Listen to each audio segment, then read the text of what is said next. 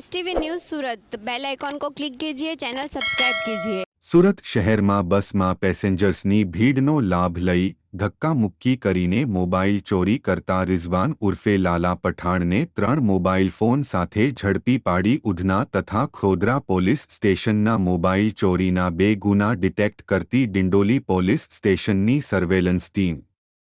શ્રી એસ.એમ. પઠાણ નાઓના માર્ગદર્શન હેઠળ સર્વેલન્સ સાઈ હરપાલસિંહ મસાણી નાઓ સર્વેલન્સના પોલીસ માણસો સાથે ડિંડોલીમાં આવેલ ઇકલેરા 4 રસ્તા વિસ્તારમાં પેટ્રોલિંગમાં હતા દરમિયાન ભેસ્તાન આવાસમાં રહેતો રિઝવાન ઉર્ફે લાલા બસમાંથી પેસેન્જર્સના મોબાઈલ ફોન ચોરી કરીને વેચવા માટે ભેસ્તાન આવાસ પાણીની ટાંકી પાસે ઊભો છે જે બાતમી હકીકતની ખરાઈ કરી બાતમી હકીકતવાળી જગ્યાએ જઈ આરોપી રિઝવાન ખાન ઉર્ફે લાલા ઇકબાલ ખાન પઠાણ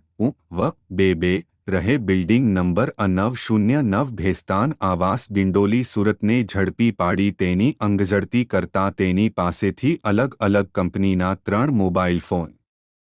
રૂપિયા 20,000ની કિંમતના મળી આવેલ જે મોબાઈલ બાબતે કડકાઈથી પૂછપરછ કરતા આ ત્રણેય મોબાઈલ તેણે 2 દિવસ પહેલા ઉધના તથા ખોદરા વિસ્તારમાં BRT કેસ